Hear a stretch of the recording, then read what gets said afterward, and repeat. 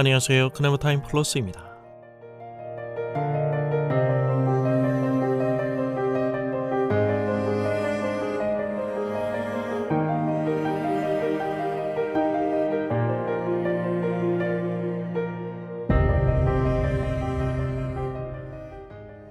하나님을 향한 인간의 바른 마음가짐, 그 태도를 우리는 경건이라고 말합니다.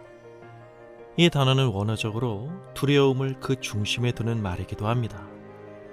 다시 말해 경건이란 두렵고 떨리는 마음이 담긴 신뢰로 하나님을 경외하는 것을 말합니다. 보이지 않는 하나님은 분명 우리와 가깝지만 인간이 결코 넘어설 수 없는 존재론적 거리가 있는 분이십니다. 인간이 딱 몰아집어서 말할 수 없이 크시며 유일무이하신 하나님이십니다.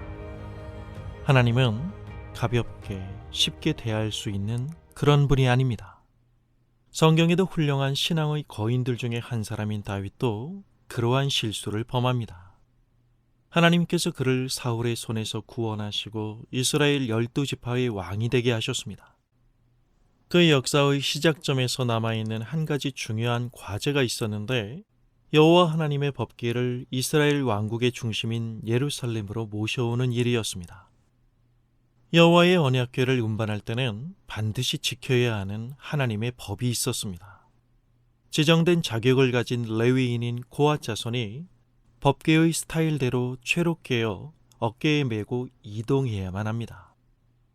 그런데 다윗은 제사장이 아닌 그동안 법궤가 모셔져 있던 아미나답의 집의 후손인 우사라는 사람을 법궤의 특별 경호대장으로 임명하고 소들이 모는 새 수레에 언약궤를 싣고 이동합니다.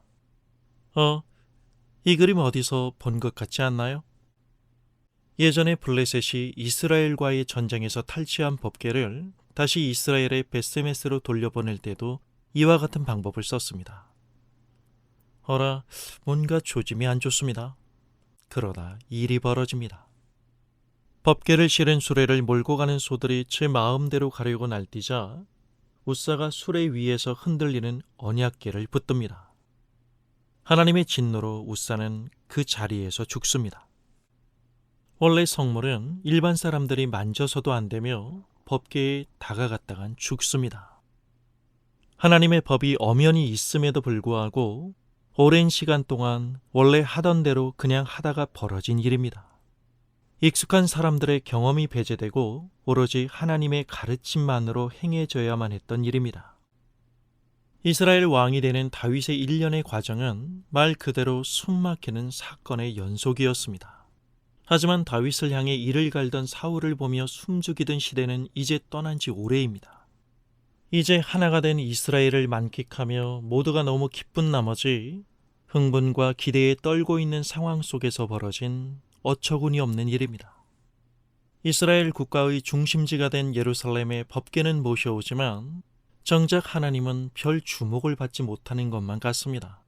다른 일도 아닌 여호와의 언약궤를 이동하는 일에 있어 제사장들과 레위인 그리고 다윗에게조차도 율법에 대한 진지한 고민의 흔적이 묻어있는 것을 찾아볼 수가 없기 때문입니다. 우사의 죽음은 한 개인을 넘어서서 다윗과 이스라엘 전체를 향한 하나님의 경고입니다. 다윗, 그가 거둔 성공은 하나님을 잘 섬겨보겠다는 이 결심을 더욱 강하게 만들었을 것입니다. 왕이 된 자신의 지위와 힘으로 동원할 수 있는 것들이 더 많아졌으니까요. 하나님을 섬기는 일에 있어 많아서 나쁠 건 없지만 그러나 핵심을 놓칠 때 모든 것이 왜곡됩니다. 이 세상에 어떤 편리한 방법들이 다 모여 효율성을 극대화한다 하더라도 신앙의 목적은 거기에 있지 않기에 하나님의 말씀을 따라야 합니다.